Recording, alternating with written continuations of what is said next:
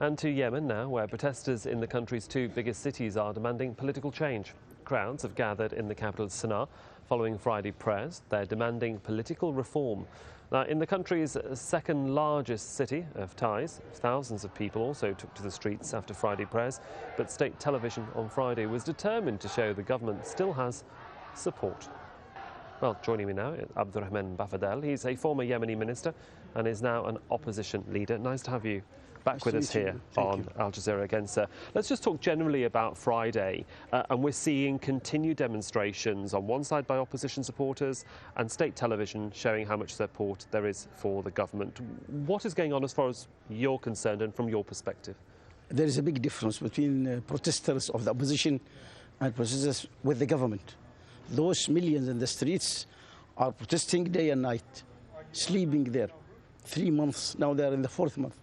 And government people, they come only from Friday to Friday for 2 hours and they leave. And most of them are military dressed in civil.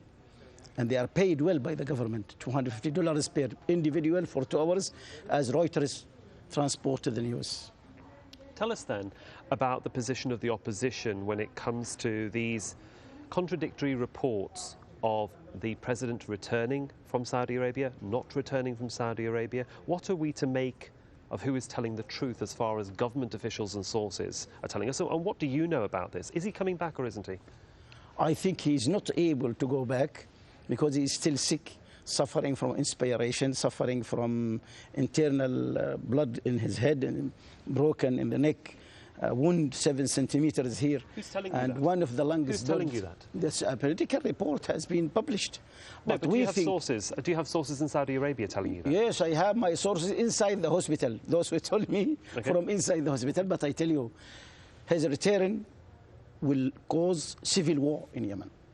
It's better for him to leave or to step down at least. If he steps down and comes, no problem. If he insists to be president, then civil war will eclate immediately. But you have the vice president who wants to talk to the opposition and says he is talking to the opposition and then turns around and says, can't really make these decisions until the president returns. So what sort of power does he have? The problem is that the vice president has no power at all. He's not authorized only to run affairs until the president comes back. And the president will not come back. He's sick, very sick. He cannot even carry work. And also because opposition now, they are in a point of critical point that they say that they are legal to take power, and he is not legal at all. Finished 33 years in power. Nobody wants military rule. In reality, we want civil rule, we want parliamentary system, we want decentralization in governance, we want independent justice, because all powers in his hand. He transformed the republic into a kingdom. All in his hand, even the justice, even the parliament, even the government, even the finance, the media, the military, all his family. So it's impossible to control a country by one man. Is the way out then through regional partners? Is the way out through Saudi Arabia? Is the way out through the GCC? The GCC have tried 3 times now to help Yemen and help President Saleh. They walked away when he rejected the last agreement. Yes. What is their role? Is there a role for them? The problem is that he refuses each time. They made it 5 times, not only one. The first one, he said no, we said yes. Second time, he made it.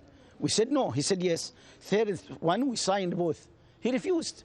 Then he made 4th and 4th, but the one which is now is the 3rd one. But now time is over. We think it's... But who in the GCC can help you? Who in the GCC can help Yemen? Why, for the moment, we hope that all will help us. We appreciate highly Qatar position that boycotted this initiative, and they said because Qatar was very intelligent to say that if you modify the first initiative which we made, then everything will be broken. And really it was broken because in the first one, Saleh must retire within 1 month. This is step down within 1 month. Then they modified, and they gave him longer time. Now we are stuck. He must step down so that the vice president should take all authorities to go up for the civil system we want to help. We will build it together. Even with GPC, we have no problem. Well, we shall see what does happen. For the moment, Abdrahman Bafadel, thank you so much for coming in to talk to us. Thank you. Thank you.